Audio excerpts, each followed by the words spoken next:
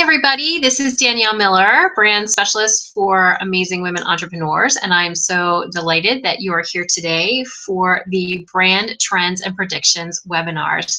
What's going to ignite your business in 2016? So if you could take a moment and just pop into the chat box whether or not you can hear me okay.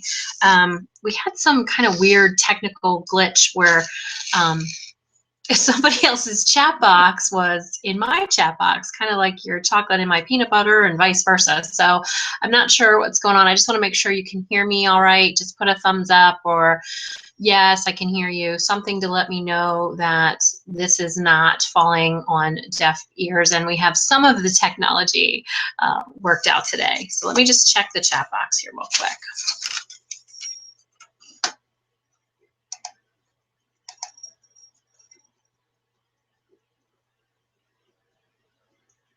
Okay, thanks, Jennifer. That is great. Awesome, awesome. Great. Jennifer, okay, awesome. Thank you so much, guys. Okay, let me jump back here. Hi, technology. Oh, that is the one thing that just is my biggest fear. It's my biggest block and hurdle is when technology kind of goes awry because I have no control over it. And I'm kind of, a little bit of a control freak. I admit it freely. So when things aren't going as they should be, I tend to get a little wigged out. But I'm getting better at going with the flow around this. So I'm glad that you can hear me okay. We're going to get started in just a moment. I just wanted to pop in here and say hi to you. I will be answering questions at the end of the webinar. I'll check back in to see if you have any comments or anything. But I don't want to answer too many questions as we go along throughout the webinar in depth because I'll go off on tangents and we'll be here for like 3 or 4 hours. So, and you don't want that. So I appreciate you being here live today. And let me take one more quick peek at the chat box and we're going to get started. Absolutely, Jennifer. Yes, it can be extremely fearful and terrifying, actually. So I'm really glad this one is going okay.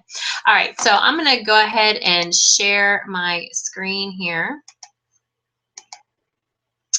And you are here today because you want to learn more about what are going to be some of the trends for 2016 and quite honestly beyond in terms of branding your business, marketing yourself, and putting yourself out there in a visible way.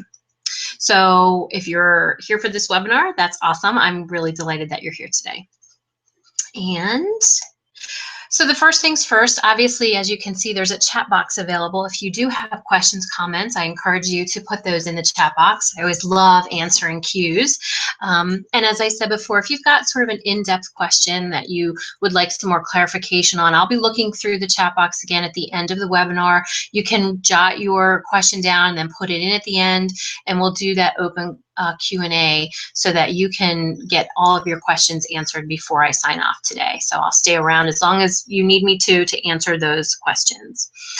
Again, if you're joining me live today, I want to thank you so much for giving me some of your precious time and energy. I know that in this digital age, it can be really difficult to prioritize where you spend your time.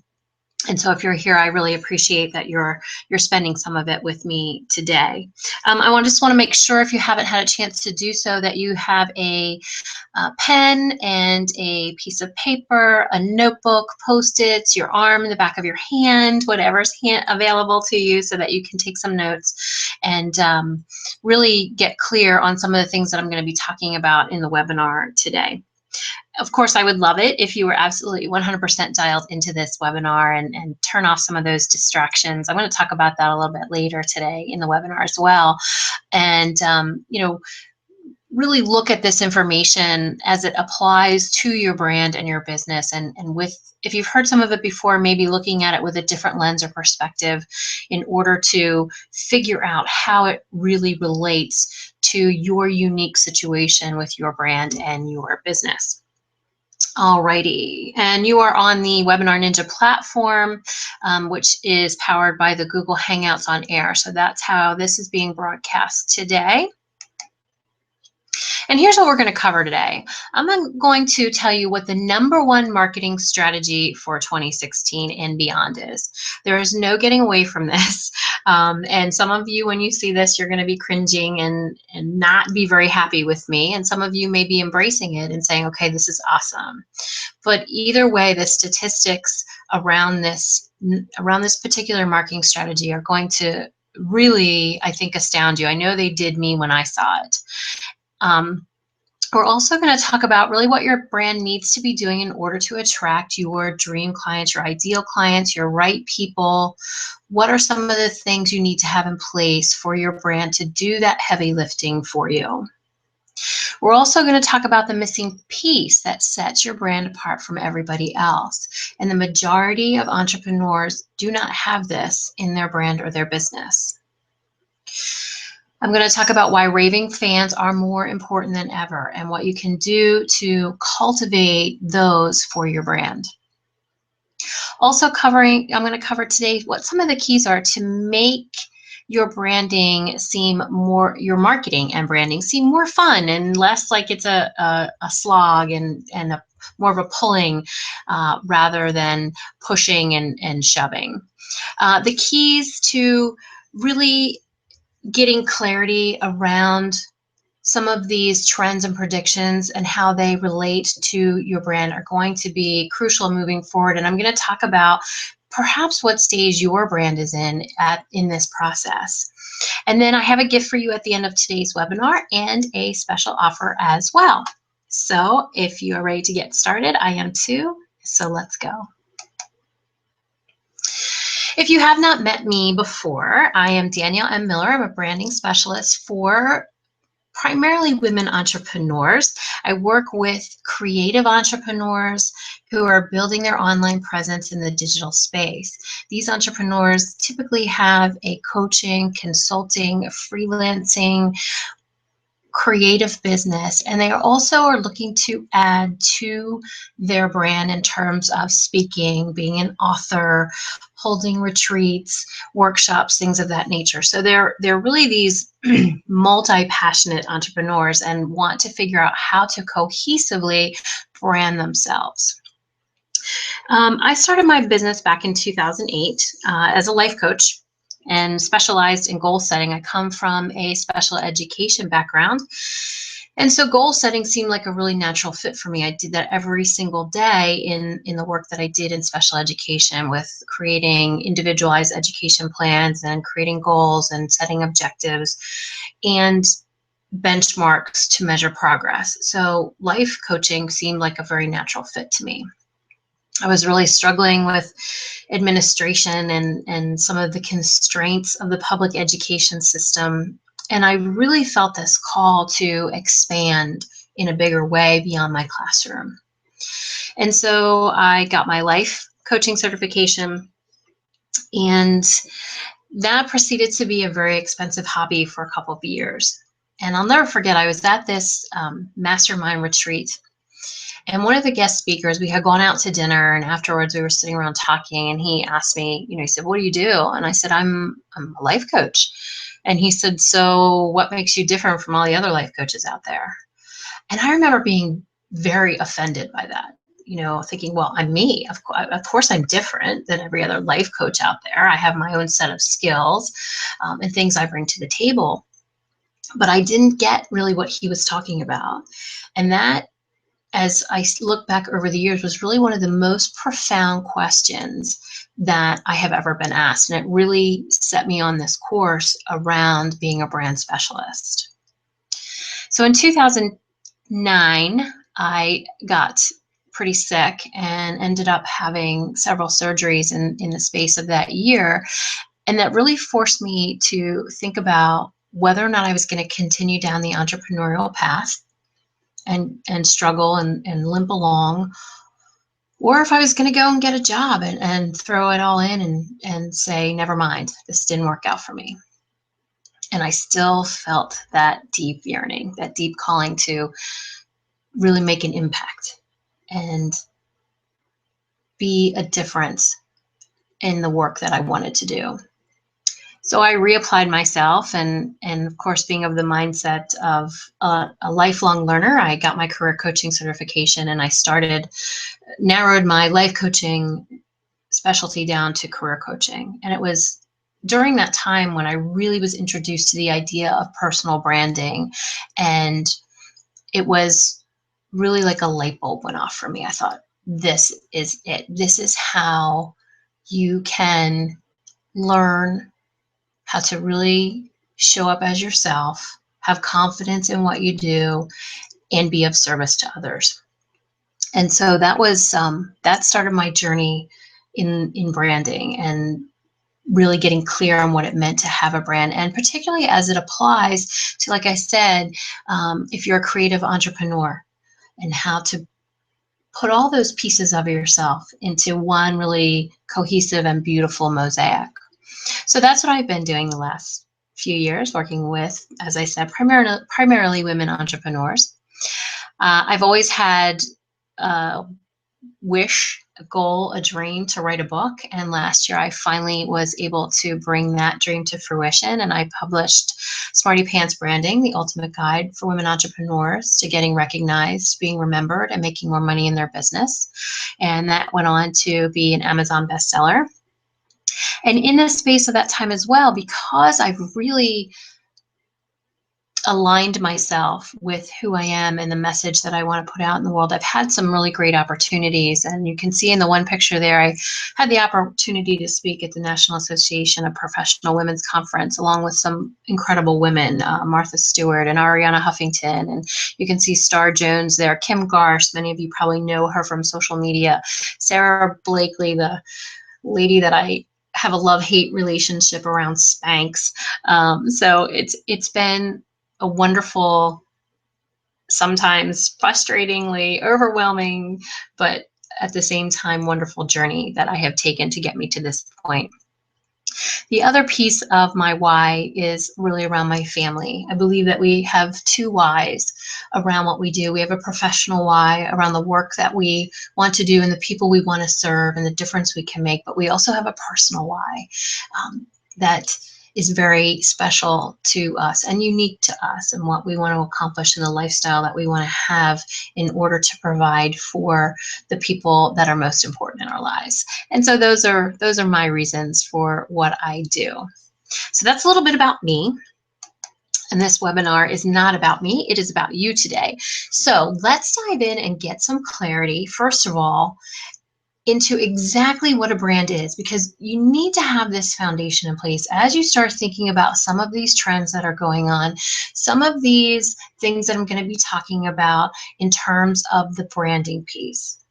So what exactly is a brand? It's really a set of managed expectations around who you are and what you do. It's your reputation, your credibility, and your story.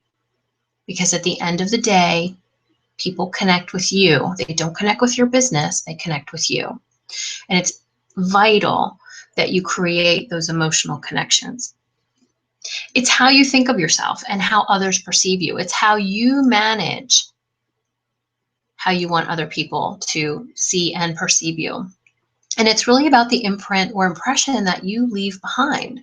So for example, if you were at a conference or a networking activity, what would you want people to say after you left the room? What would be the impressions that you would want to leave? And that's really about managing your brand and how it shows up each and every day, taking conscious control of that. Because there's a saying, if you don't brand yourself, somebody else will. And that is very, very true. And hopefully you'll get some of the tools today in order to go about the business of controlling your unique brand. So let's talk about this other misconception that I see, and that's really what is the difference between brand and branding. These terms are used interchangeably, and the fact of the matter is there's one that comes first. And that is really getting clear around your brand. And your brand is what's inside.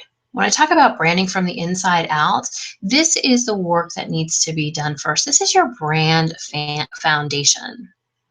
So these are things like your top 3 to 5 core values, your whys that I just talked about, defining what your brand experience is. What exactly is your brand promise, and how do you deliver on that over and over again in a consistent, professional manner? It's about the feelings and emotions that you want to evoke in your right people. Really taking careful consideration of how you want your ideal clients to feel after a result of working with you and in the process of working with you. Being very mindful of that customer journey and that customer experience. So that's your brand. That's the inner work. And when you have built this foundation, then comes the really fun part, which is where we all want to start. We all want to start with the branding because that's fun. That's the sexy part. That's where you get to play with your tagline and your website and your colors and your fonts and the images and a logo if you want to develop one. That's fun, right? That's where all of these pieces come together and show up for you. But it's not the place to start. And that's what I often find with entrepreneurs is the first thing they want to do is work on their tagline, and they want to work on getting a logo and figuring out what their website's going to look like and playing with palettes and fonts, and without really understanding what those things really represent in terms of your inner brand. And that's obviously it's not your fault because you don't know what you don't know, right? So if you have done this, if you have been in that position, look, tell me in the chat box, did you feel like you had to get the branding down and didn't really know what the brand of you and your business was? Because it happens all the time. I see this happening all the time. And again, it's something that is really, most people aren't talking about this. Oh, Linz, you're chomping on your apple. Good for you. I'm just going to take a sip of my coffee here. Kate, you're good now. You can hear everything. Just taking a peek in the chat box here, making sure everybody's all right. Perfect. Awesome. Awesome. Awesome. Okay. So does that make sense around the whole brand and branding thing? Does that seem like it's something that you go, oh yeah, that makes a lot of sense. Right. I know, Lynn, exactly. Yes, I had to take my own advice too. And it's hard to do that sometimes because you're inside your brand. And that's, something else I'm going to talk about here in a little bit. But getting clear on this brand and branding concept is really important because your brand drives everything that you do in your branding and how you show up. Yeah, exactly. Yes, exactly, Jennifer. Because a lot of times, here's another thing. Here's another little story I'll tell you. When I started out as well, I was in this mastermind group that I had absolutely no business being in. I was not ready for it. Didn't understand marketing, didn't understand internet marketing, the online space. I had no business being in this mastermind. But one of the other women in the mastermind was a website designer. So obviously, I went to her to have her design my website. And she said, well, what are your favorite colors? Well, my favorite colors are blue and green. So that's what that's one thing. Here's a piece of advice for you. Take screenshots of your website, because as your brand grows and evolves, you'll look back at these sometimes and go, oh my gosh, what was I thinking? What in the world was I thinking here? So it's kind of funny to do that. But I don't unfortunately have any screenshots of that, but it was horrible. It didn't reflect, myself at all in the work that I did. It was pretty, it was nice, but those colors didn't evoke my brand vibe the way that I wanted it to. So it's really, really, oh yeah. Oh, awesome, Kate. That's good for you. Good for you. Yeah. Yeah, we definitely have some special skill sets around special education that you will find so valuable in coaching. Really, you'll use them. I don't think nothing is ever wasted. So good for you. So anyway, now that you know the difference between brand and branding, you can see how important it is to get clear on your brand first. Now, Again, because in the digital age, here's what we need to do as brands. We need to educate. We need to engage. We need to entertain. We need to influence. And getting clear on all those pieces of your brand allows you to get clear on how you're going to do these things.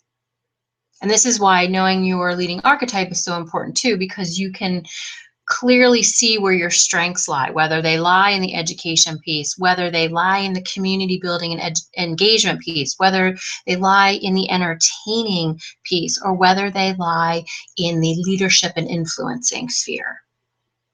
So these are all important things to consider, and looking at where your unique zone of genius falls in, and adding these other pieces in as you go. So how do you do this? Well, first of all, you start where you are. So I want to talk a little bit about the 4 stages of brand development so that you can look at where you are right now and see where you may fall in this spectrum. And as I talk about some of these trends, you're going to be able to have a better picture of what maybe might work for you now, or what might be something that you want to wait a little bit further along in your brand journey to start looking into. And I call this the butterfly effect, right? Because we start out in these different, we go through these 4 different stages, which is also the stages of the butterfly. So the first stage is the excitement stage, right? Yay, I'm an entrepreneur, woohoo! And here's what you think about: your tagline, your logo, your website, and you have bright, shiny object syndrome. You're chasing things all over the place. You're downloading every freebie you can get your hand on. You're signing up for numerous webinars, right? You're taking programs and courses, and you're focusing on all the exterior things around your brand. So this is the overwhelm stage, right? This is where you're trying to figure things out, where you're starting to build some momentum around your business, and you're super, super excited about it. The next stage is the incubation stage, and this is where you say, oh my gosh, I'm an entrepreneur, right? And what you think about is how you want to offer your work out into the world. Who will benefit from that work, and figuring out what the next step is. So this is about, now you're starting to get some clients, you're starting to think about, I dread using this word, but I'm going to use it anyway, your niche. You're starting to think about what your offers look like, how you want to work with your clients, what the scope of that work is, and now it's putting your, nose to the grindstone, so to speak. This is where the real work comes in. This is where it's not so fun to be an entrepreneur, because you're wearing a bazillion different hats in your business. The next stage then is what I call the aligned stage. And this is where you stand solidly in the fact that, yes, I am an entrepreneur. And what you think about at this stage is resonance. Really connecting deeply with your ideal audience. You think about creating systems in your business. You've put some of this foundational work in place, and now you're looking to streamline. Now you're looking at making processes easier for your unique business. You're also looking at infusing more of you into your brand and business. Typically between the incubation stage and the aligned stage, you suddenly develop this overwhelming need to rebrand, as you realize that where you started is not where you're going. And you're looking at aligning yourself more fully with who you are and how you show up. Oftentimes that looks like moving the furniture around on your website, creating new opt-ins, and doing all of, again, those things that kind of distract from doing the real work. And then the last stage is all about legacy. And this is the established stage. You have established yourself in your particular area of expertise, and you think about building out sub-brands. So now's when you have the freedom to focus on some of those other things that you're really interested in. It's maybe where you create different programs that are under the umbrella of your main brand. It's about really applying leverage at this point in your business, and it's about an enduring brand identity. So let me take a quick drink of coffee here, and let me ask you, so do you know where you are? Where you oh, thank you, Lynn. So do you know where you are in the process? Who thinks they are fairly certain where they are, what stage they are in their business? No, you're right, Chris. It's not a four-letter word. Niche gets a really bad rap because people think of it simply as the demographic piece.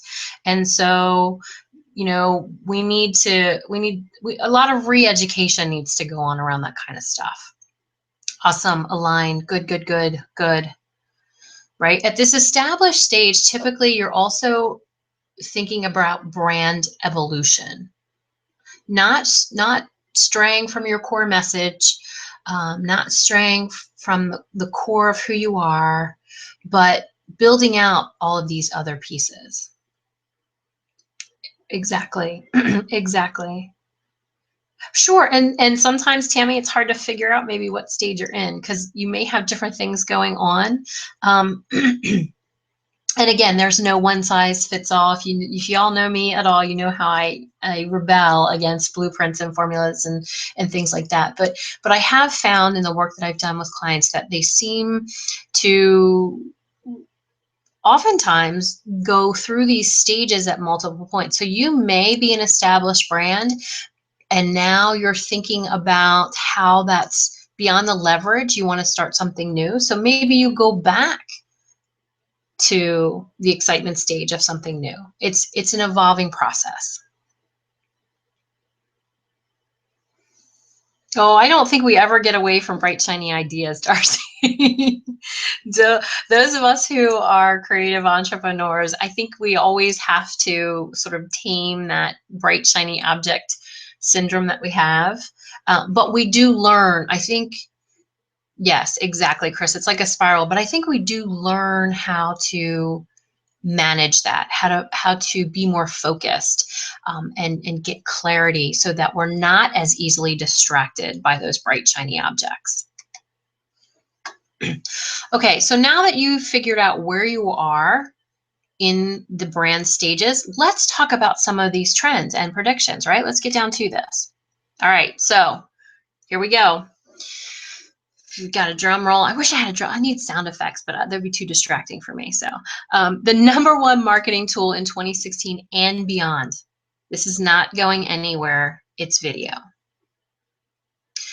So here's the stat, and I've seen this in several places. Now I know statistically you can skew numbers to represent whatever you want them to, but based on all the information and research that's out there, 74% of internet traffic will be video by 2017. That's only a year away.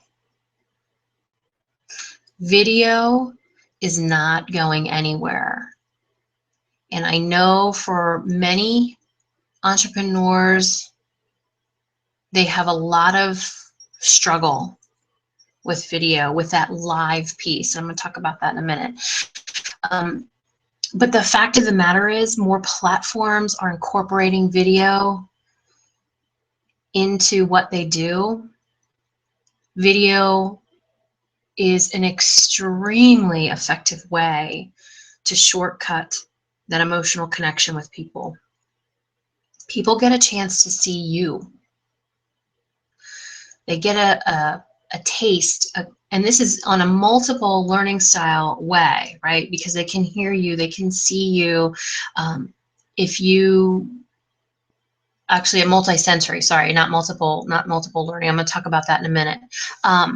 But they get the chance to experience you in a multi-sensory way. It's the next best thing to face-to-face meeting.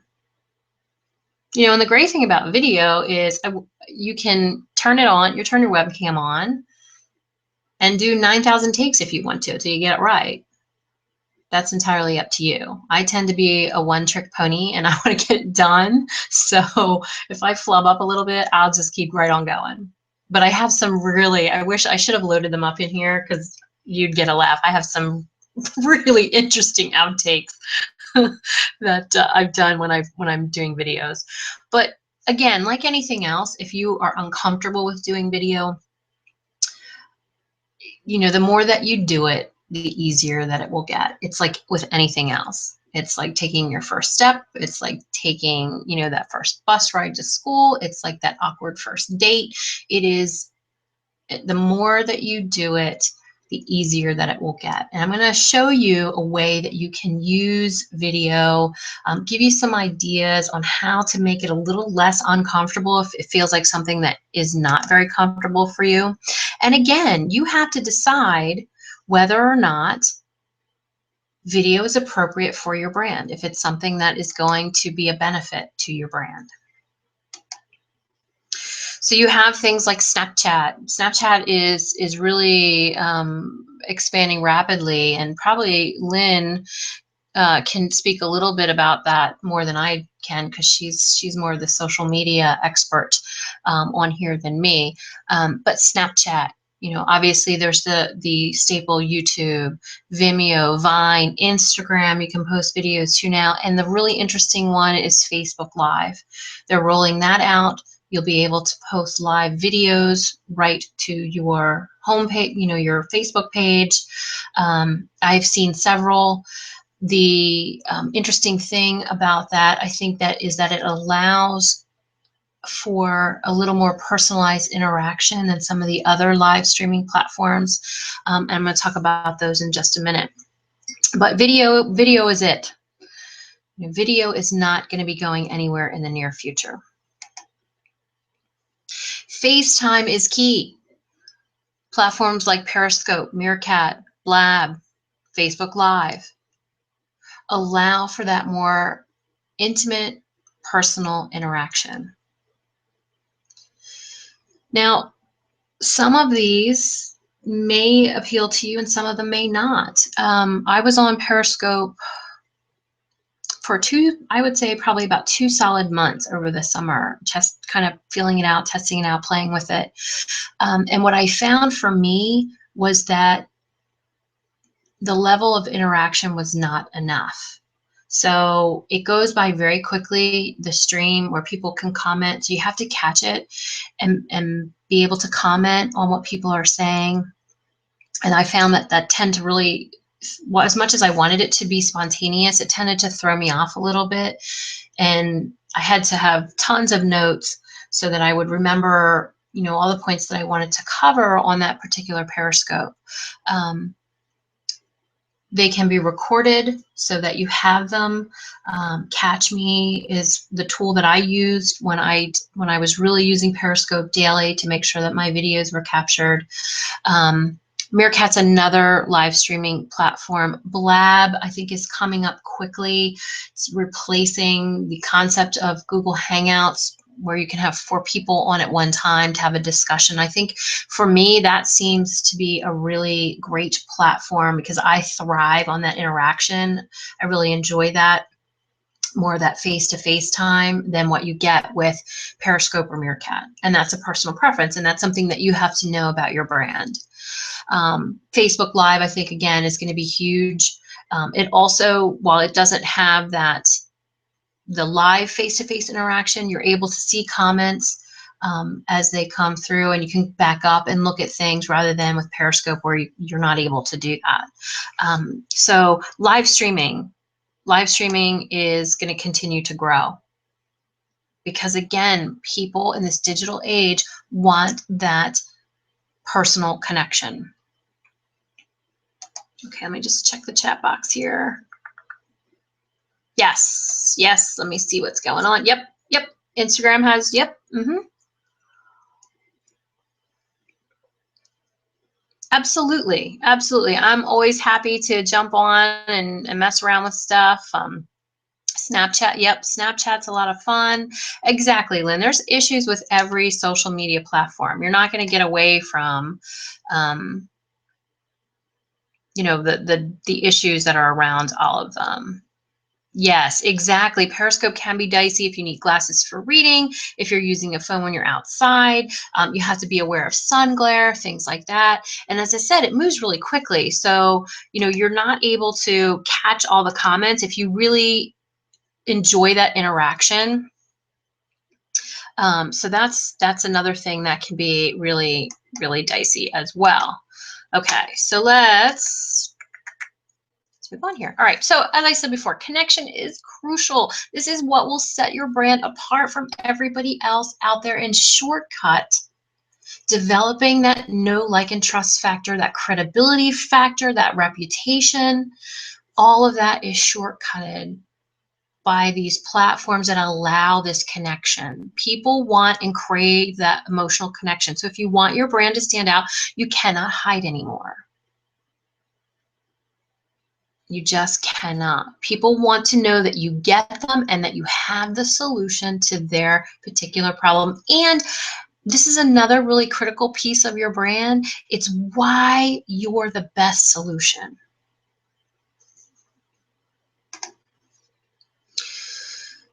Now, tried and true still works. So building your email subscribers is still a strategic and important part of your online business growth. And why is that? Because social media platforms still control everything. They still control who sees what. So building your community through email allows you to control that engagement, allows your voice to continue to say what you want to say. So you'll see that sometimes email marketing is dead. It's not. It's not. It's still an important part of your brand message. Eye candy is in. So here's another interesting thing about statistics. Our attention span continues to shrink. And I'm particularly interested in this as somebody with a special education background and working with individuals with ADD and ADHD and attention challenges. So I'm fascinated by this. In 2000, we had an average attention span of 12 seconds. In 2015, it is 8.25. The digital age is literally reshaping how we think. And you know what? This little guy here, he can pay attention for 9 seconds. So he's doing better than we are in that department, which I thought that was really funny. So visual branding. Because of this attention deficit that we're in, pictures are very powerful. Using infographics are a great way to grab attention, to tell your information quickly in an engaging way. So here's some of the things that I have done with visual branding. I use it for quotes and imagery, and I use it for marketing materials. I use it. You can see the infographic in the middle is something that is taken right from my website. I put it on my about page so you can learn a little bit more about me and the fact that I prefer books over TV, martinis over wine. I'm kind of in the middle with sunshine and rain. I like them both. Kind of in the middle with flip-flops and high heels, depending upon my mood. More of a coffee drinker than tea, and I prefer nighttime. I'm a night owl, not an early morning person. So, that's just a fun way to share information. It's engaging. People are interested in that. And then I have a manifesto here that I did probably 3 years ago, I think now, that really is what I believe about having a brand and showing up.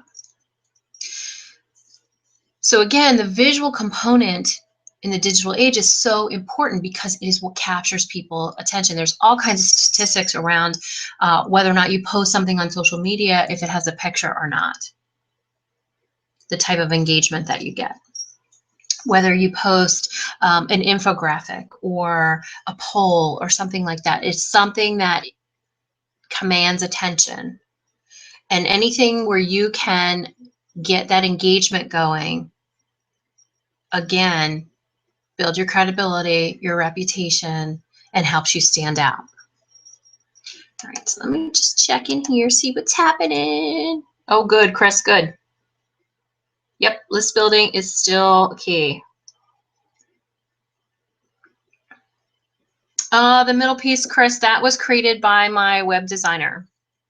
When I had my website done, I asked her to create that for me. So feel free to swipe that and customize it to whatever you would like to use it for. I have no problems with that at all. All right, so, okay, let me go back here.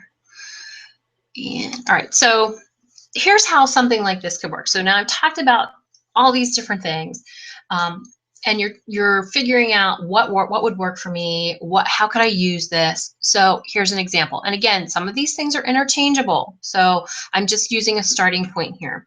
So let's suppose I did a 3-minute video on the difference between brand and branding. I could take that video and I could turn it into a blog post, just a simple written blog post. I could then go to PicMonkey and make a picture and, do something with, I think I have actually done something about the difference between brand and branding. I could then get on Periscope and talk about the difference between brand and branding. I could save that video. That video would be recorded from Catch Me, so it's there. I could use snippets of any of these as tweets. And I could also use that imagery and post it on Instagram. Now, you could jump on Periscope first, talk about brand and branding. Use that video to upload to your Facebook page, your website, whatever. Do a blog. These are interchangeable in the order that I have them in. This is just an example of how you can take one piece of content and brand it to you and your business. Is it a lot of work? Yes, I'm not going to lie about that. Not going to lie about that in the least. So there are days when I have spent all day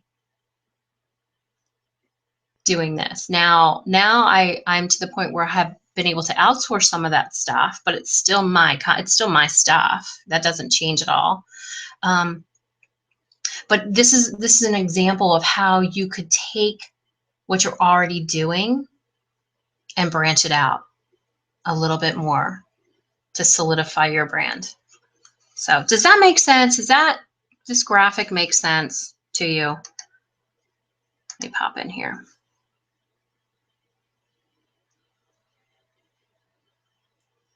Exactly, Lynn. It's not hard. It's pretty simple. And as you're going through it initially, and here's the thing, and I think for me, coming from a teaching background, I'm used to front-end loading things. So, and what I mean by that is taking something, putting in that time, effort, and energy initially, and then being able to use it again with minor tweaking, things like that. And I think in the digital age, you really need to learn how to do that or be able to outsource it. Right, exactly, Tam, right. So Tammy, yeah, writing that blog post, you could so easily take quotes from that and just create some simple images on PicMonkey to post. Yeah, because the goofing off is good, right? We all, that's right. So this is really an important concept. And again, with this whole idea around the fact that visual branding is going to be so important in the next few years, you really want to start thinking about how you can start incorporating some of this.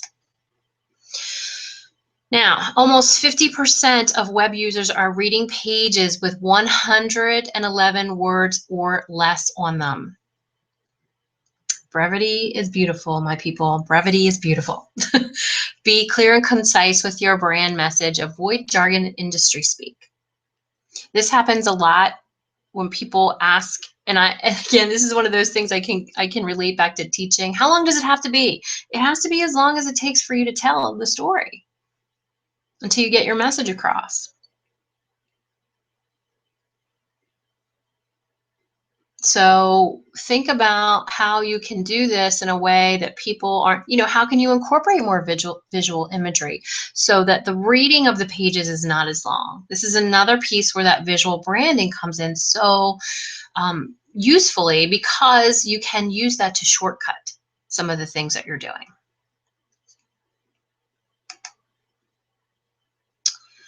The other trend that's gaining momentum, but for those of us in the branding space, has been around for quite some time. We're just now seeing it as sort of this du jour strategy, is really around your brand story.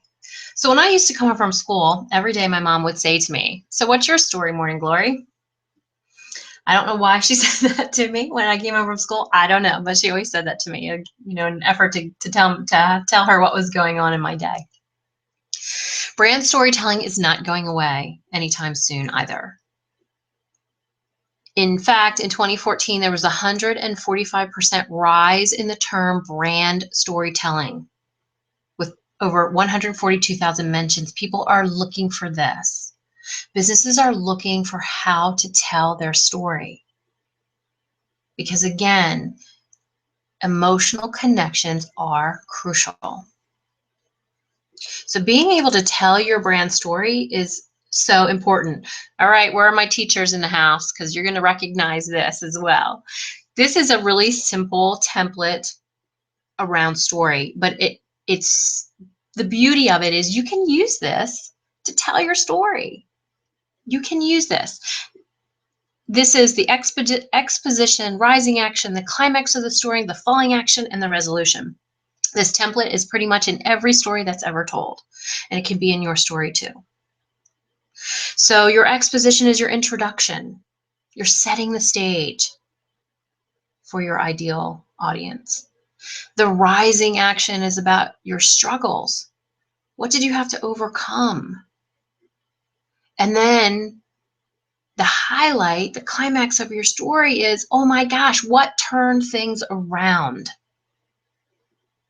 What was that light bulb moment, that lightning strike?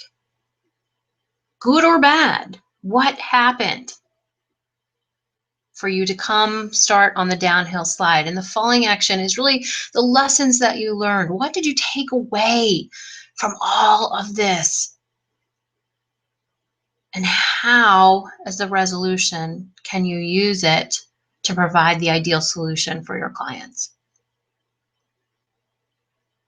And this in itself is probably going to be a whole other webinar in another month or two. So stick around for that, because I'm going to talk about brand story more in depth. So I just wanted to give you a really quick visual explanation on what that could look like. Let me pop in here, check, see what's happening, see what y'all, yes, exactly. Uh-huh. Oh, cool. Cool, Chris. So here's some tips to help you tell the story of your brand. So get clear on your brand identity. If you've taken the brand identity quiz that I have, you know your archetypal superpower. Use that. Infuse that in your story. Do your core values show up in your story? Do you talk about times when they were challenged, or when you went against them and what happened? Are you imbibing your brand vibe? Is it relatable and engaging to your right people? So you need to find that sweet spot between talking in your brand voice and using your ideal audience's language. Does your brand story follow a clear path, like I showed you in that graphic? You have to have a resolution, because people want to know the results they can get from working with you. Do you share challenges, struggles, and triumphs? Not just the bad, but also the good, and occasionally the ugly. Because what you're doing is you're showing what your right people as possible for them. You've walked the path, and while their journey is unique, you understand what they're going through, and you can provide the solutions for them to turn it around. That's really what it means to tell your brand story. We love stories. That's why archetypes are so, I'm going to go off on a tangent here. That's why archetypes are so powerful, because they simply take patterns that are repeated over and over again in the earliest of storytelling times. We love stories. Another brand trend that is on the rise is collaboration. This is not just about, joint venture. You've probably heard that term all over the place in the online marketing space, but this is about collaboration. Joining forces with complementary and competitive businesses can always be a win-win. I've seen it happen very successfully. Combining your resources and talent that expands your reach to new audiences, allows you to offer more solutions, and allows you to do what you do best. Because entrepreneurship can be really isolating, right? We've all been there, where we feel like nobody gets us, nobody understands us. We're doing this all by ourselves. And collaboration allows for sharing of new ideas, innovation, and insights. And it helps you see blind spots with different viewpoints and perspectives, things you may not have noticed or been able to see. A collaborative partner can point those things out. So collaboration is going to be, I think, continuing to grow in the online space as people embrace more of this. We're in this together spirit, rather than every man for a woman for herself. Oh, let's talk about the elephant in the room. I love this picture. Oh my, I love this picture. So what is that elephant in the room? It's your online home, it's your website. And I find that this is one of the places where it's so easy to chase the next bright, shiny object. Now, there are trends. There are things that are happening with website design that may be appropriate for your brand, or they may not be appropriate for your brand. Let me see. I took some notes here around that. Okay. So websites with video slides are really starting to be up and coming, where there's just a short video before, you've seen the slider headers. These are actually full screen headers, and then you click to the next slide. You've probably seen the scrolling websites, the parallax websites. Very, very popular. Illustrations are another trend that is starting to gain a lot of momentum and traction. People, the idea behind using illustrations or drawings is that people can put themselves in there more easily than they can in a photograph.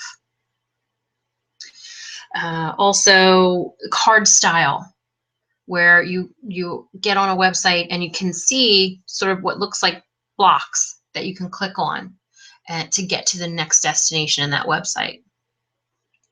Now, here's the thing about that. These are all great, but not, or any of them maybe, are right for your brand and your business. So it's really important to think about how that will fit in with your overall strategy before you decide to jump in, spend a whole bunch of money on having your website redesigned.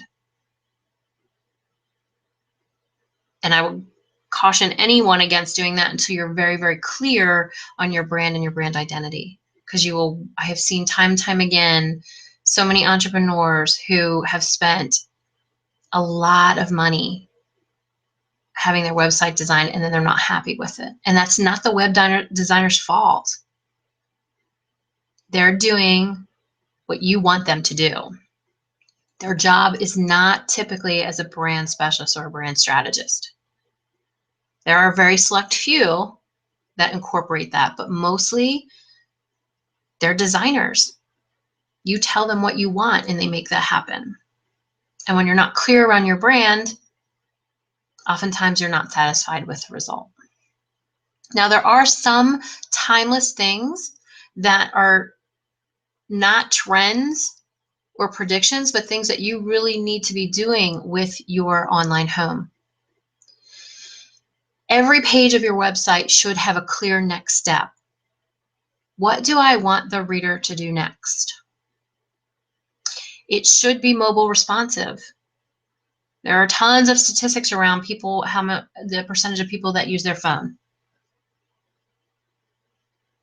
So being able to see your website on a mobile device is very important. Using strong imagery that defines your brand, that evokes a sense of who you are, what you're about, and what your brand vibe is. Make it easy for your people. Don't have them struggle to figure out how to contact you, how to find out how to work with you. Make it easy for them. Easy navigation. There's going to be an emphasis on fonts and typography now as website design expands and designers are able to use some more creative fonts and typography. That's going to be something that you're going to see a lot of, more interesting fonts. As I talked about before, using a video header or a trailer. Don't have it autoplay. Let people click on it. Let them decide that. Let them decide whether or not they want to get to know you a little bit more. And there's actually going to be a trend, so we've seen so much of these really muted pastel-y palettes. There's going to be a trend toward bolder, brighter color palettes in the next couple of years. Again, may be right for your brand, may not be. It's hard, you have to decide that. You have to decide that. So let me just check in the chat here.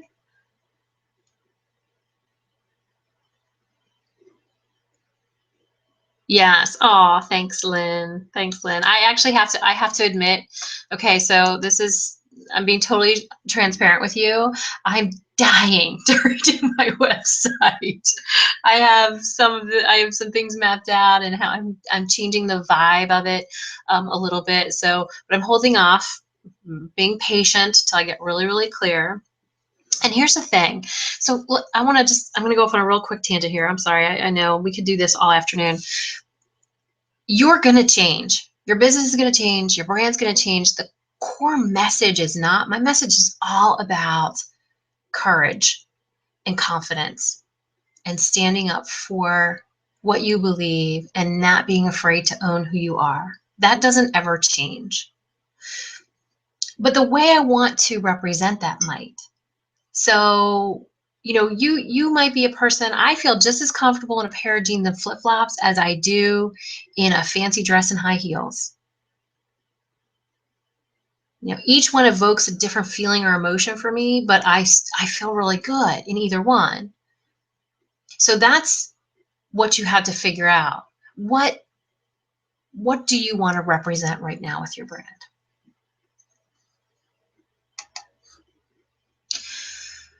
And then raving fans. This is going to be so crucial in the next few years because we have so many choices. And what do you do when you have so many choices? You ask a friend. Hey, what was that new restaurant you went to? What was that like? Oh, it was awesome. I loved it. You really should go. Go on such and such a date. They do X, Y, and Z. Okay, great. Referrals are pure gold. And when your right people, clients you worked with, refer other clients to you, you can be fairly certain those are more of your right people. If you follow that like attracts like. So that's awesome. Word of mouth is more powerful than all the money in your marketing budget. Cultivate your raving fans. Those clients that you adored working with, that were that you so look forward to talking to them, you were excited. Treat them well. Treat them well because they will refer other clients to you, and that is gold. So that's all about then getting really clear on what your brand experience is, right? So you have brand crushes. Like I worked with Amy, and she said, I have a unique take on branding. It's as much about you as it is your business, and the insights you get are game changing. So yeah, that's the kind of things you want to see. I can personally attest to how deeply Danielle Miller cares about her clients. She'll work with you until you feel amazing about your branding. And if you want somebody who will get you and help you create a brand you love, hire her. I adore Cassie Parks. She was a wonderful client. I've worked with her actually several times now on different things she's doing. Love her.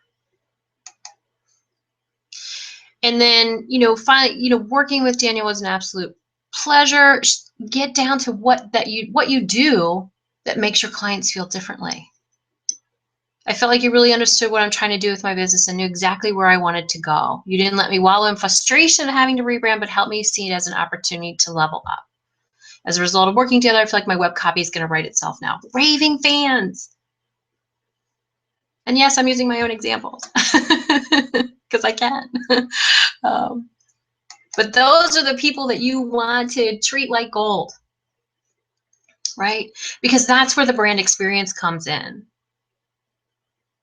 This is something I can guarantee that you're not focusing on enough in your brand. And it's the interaction between your right people and your brand. It's the experience people have when they come into contact with your brand at every touch point. Every touch point. And the American Marketing Association says a brand experience is conceptualized as sensations, feeling, cognitions, behavioral responses evoked by brand-related stimuli that are part of a brand's design and identity, packaging, communications, and environments. Wow, what in the world does that even mean? It simply means that your ideal clients remember how you made them feel. And you knew exactly the feelings and emotions that you wanted to evoke in your brand experience. And you have a brand style brief that very clearly outlines that.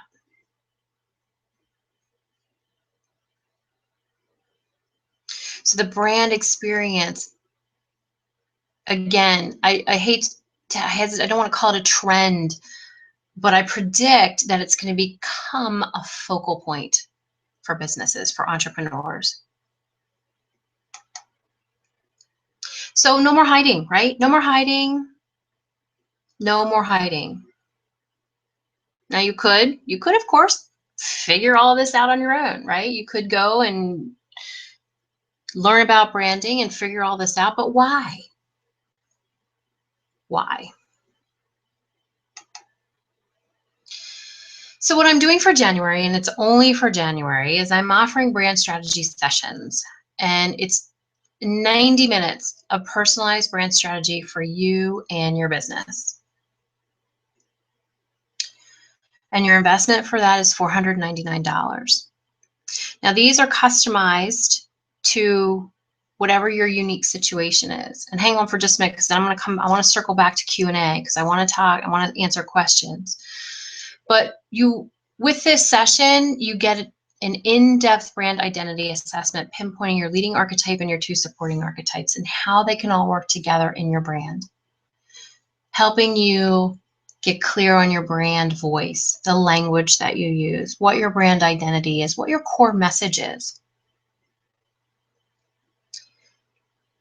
If you feel a disconnect between your brand and your website, this is a perfect opportunity to figure out where those brand gaps are, and let's close them.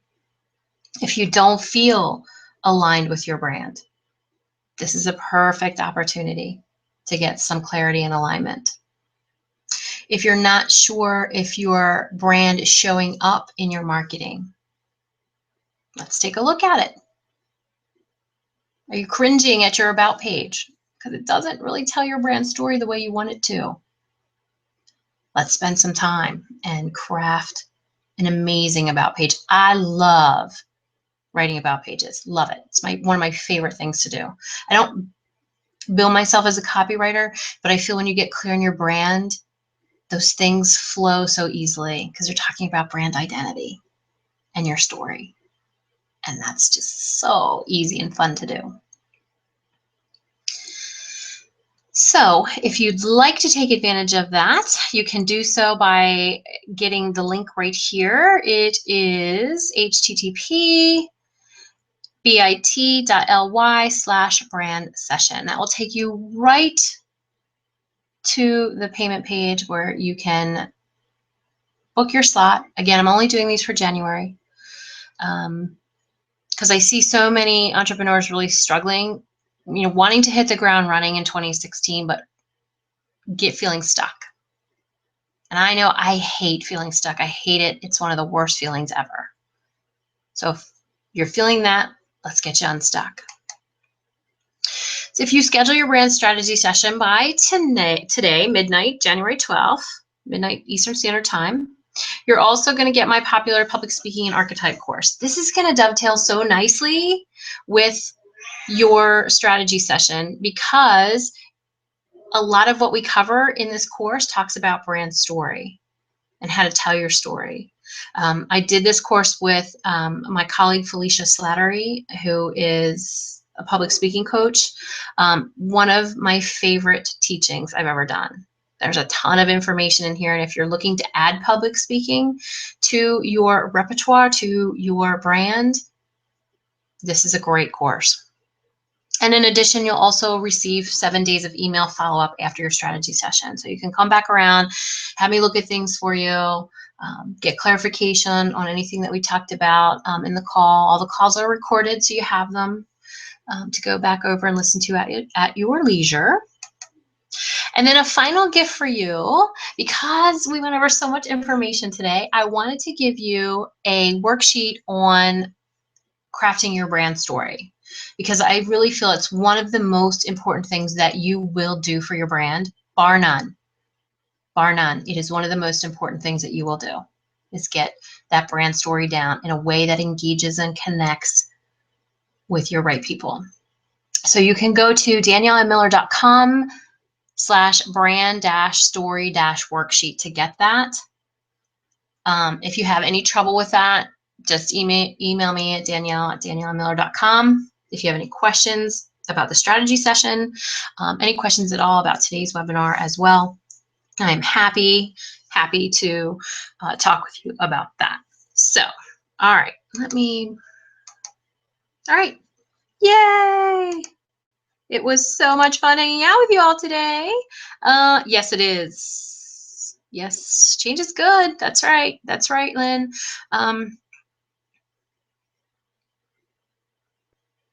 Yes.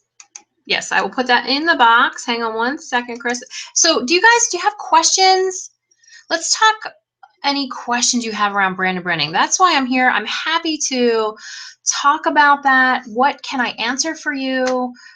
What would you like to know more about? Hang on one second here. There we go. Let's use this time. What can I help you with?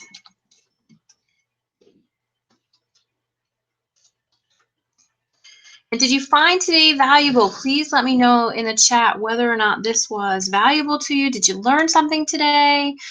Was it informative? That's the teacher in me. That's my sage archetype. I sure do. I sure do, Lynn. I sure do. Let me see. Let me make sure that's right. Snap. Hold on one second here. Brand session. Okay. Brand session. So there's that. And then you can go to, yeah, and it can be definitely a time suck. No doubt about it. No doubt about it, Chris. You could spend all day on social media, working on social media. So whenever you can outsource that kind of stuff to free you up, because it's still your voice, it's still your content. You're just simply turning it into visuals or whatever, repurposing it in whatever way that you want. Let me make sure this brand story worksheet. Okay, that should be good. I know, Tammy. I know it does, and it is scary. I know. I've seen. I look through Facebook groups all the time, and so many people talk about, women in particular, talk about struggling with the visibility piece. And it's scary. I get it, but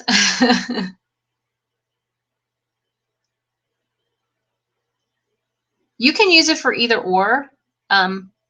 I think bios are a little more factual if you're looking for, so here's typically what I have clients do. And this comes up around whether or not you should talk about yourself in first person or third person.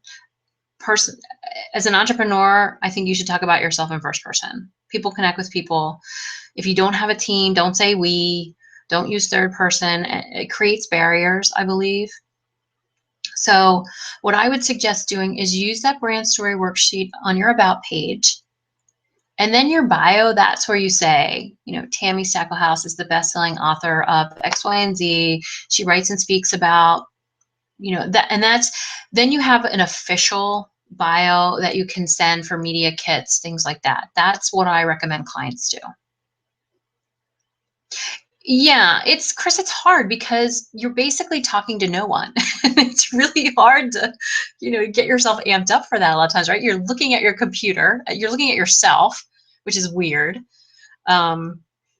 So, that can, yes, I think that's happens for a lot of people as they get stuck on that part because you're not really talking to anybody. So you really have to sort of put yourself into feeling like a little bit like an actress, and projecting a little bit of your persona. So yeah, I mean, have a friend come over. You can have a friend come over and sit with you while you do videos. Maybe do 3 or 4 and talk to them. So it doesn't feel like you're talking to no one. That's what I usually do. I usually imagine that I have my ideal client sitting in the room with me and I'm talking to them. And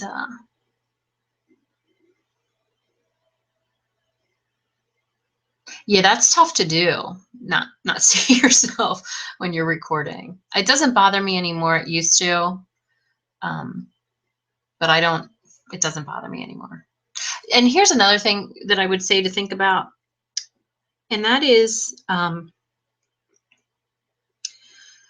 instead of focusing on you and what you look like and how you're sounding and those kinds of things, think about the message and the people that you want to impact. What do you want to share with them? It is just practice. It's like with anything. It's just practice. You'll mess up. You'll put a video out and you'll hate it. I mean, I've done that many times. I've gone back and watched a video. I was like, really? What were you thinking? How many times did you say in that video? Because that's another thing that I do quite often is I say I'm trying to break myself of that. I post-it notes all over the place. Stop saying So that's my go-to for when I need to gather my thoughts for a second or two. I try to fill the space with Oh, fantastic, Tammy. Awesome. I know, right, Chris? You should not. You should just move on. But I do learn, like I have, and I typically don't look at them too much. Every once in a while, I'll go back and look at one and see, because I like to see how I've progressed too. I like to see, have I made improvements? Have I done some of the, eliminated some things that were bothering me or added things that I wanted to add? So I do, on occasion, look at that. So, but yeah, video's not going, it's not going anywhere. And particularly with the advent and the rise of these social live streaming platforms, we've gotten comfortable with having this distance, this barrier on social media, where we have a computer screen and a keyboard to distance ourselves, and that's just not the way it is anymore. It's not relevant. Mm-hmm. Right, exactly. When you can look at it constructively and not where you're going to go to pieces about looking at it and thinking, oh my gosh, this is so awful. I'm never doing this again. Um, so yeah, definitely.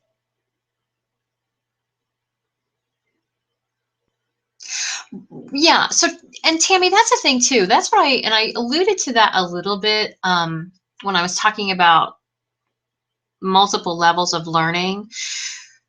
Ideally, yes, I would absolutely agree with that. So that's what I was just going to say, Tammy. Ideally, I would, um, hang on one second here. Let me stop sharing this. All right, hold on one second. Hey, I'm back. So ideally, you want to appeal to multisensory learning as much as you can. And so where it's relevant and applicable, definitely having it. And that's why I said there are so many ways that you can use your content to put out a blog post and then have a video about it. Or if you want to have a welcome video, but have underneath, welcome to my website. If you want to get to know me a little bit better, please click on the video. If you're, if not, if you're more of, a visual learner, a reader, read on.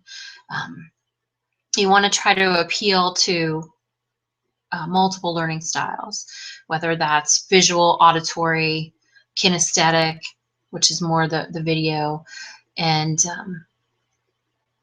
I get it. Some people don't like video. They don't like watching videos. They're not interested in videos. Um, and maybe they're not your right people then. I don't know. So that's why I said too, if you have video on your site, I don't recommend autoplay because that really immediately turns people off. So give them the option whether or not they want to click on it and listen to it.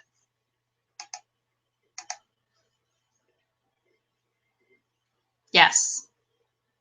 Yep.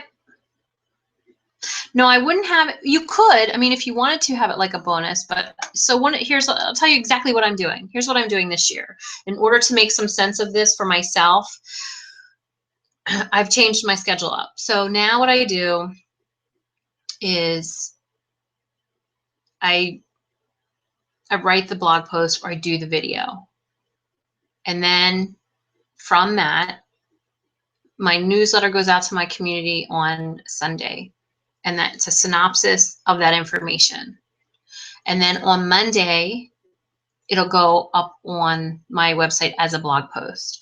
On Tuesday, then it will go as a video on my Facebook page. And I'll load it to my YouTube channel, my Vimeo channel, that kind of thing. It's the same content. And I know I had a real problem at first with the repetition piece because I was like, oh, people have already heard this. How many times am I going to say it? But it's true. Sometimes it takes 3 or 4 times till people hear what you're saying or see what you're saying. And you don't want to do what I did and get caught up in the trap of feeling you have to create new content all the time, all the time, all the time. It has to be different.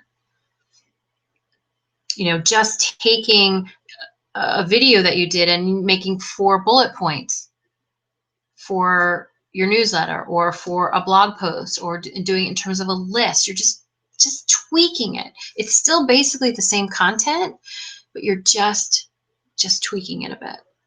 And there's nothing wrong with that. You can't, I mean, you'd spend all your time just trying to come up with new stuff. And that's a time suck and it's not productive.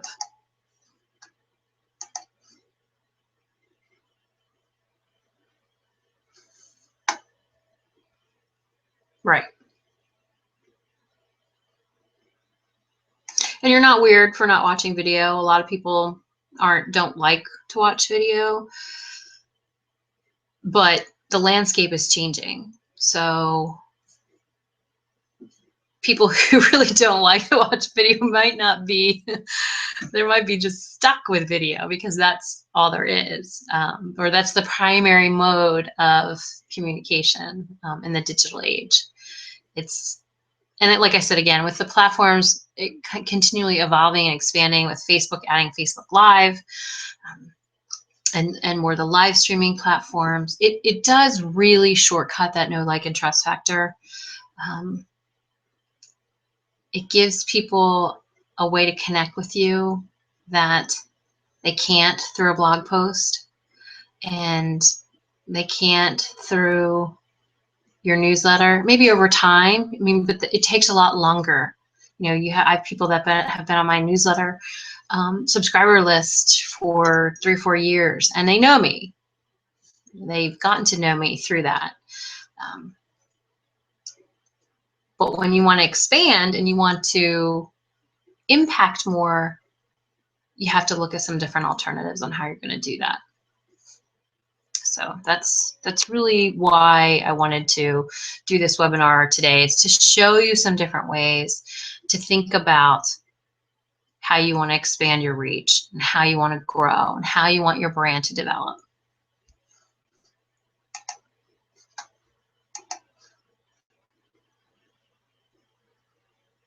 Yes, I agree 100%, Chris. I don't like when I go to a website and the video automatically starts playing. It like it's a little bit jarring. So when you have, I always, you give people a choice. They can click on the video to hear your message, or they can read it, or see it visually in some other way. So yeah, give them that choice to see how they want to consume that information. Because not everybody's going to be on my Facebook page seeing the video, right? Not everybody's going to go over to my blog post to read about it. Hopefully people are clicking on the email that I sent to them, and they're reading it and they're getting some useful information. So it's just about diversifying your intellectual property and your brand.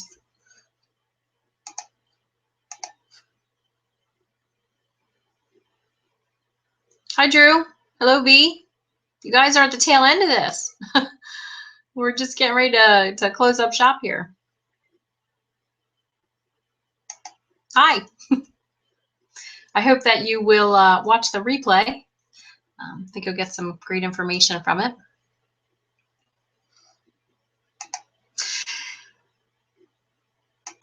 Let me see here. All right. So does anybody else have any other questions around brand and branding and how these pieces can fit together for you, and what you feel will work best for where you are with your business and your brand? Because again, this is not about cookie cutters. It's not about systems or blueprints or me saying you have to do this. This is really about you making informed choices for what's best for your business and your brand. Today I was my sage archetype in full force. I wasn't trying to transform anybody, or which typically my alchemist archetype is trying to do that. So led with the sage today.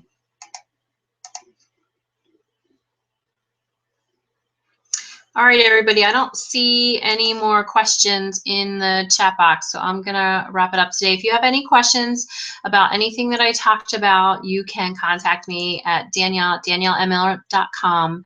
You can find me on social media at Danielle M. Miller, at any of the usual social media hangouts, and I'm happy to answer any questions that you may have about it then. So don't forget to get your download on the brand story worksheet so you can start working on your brand story.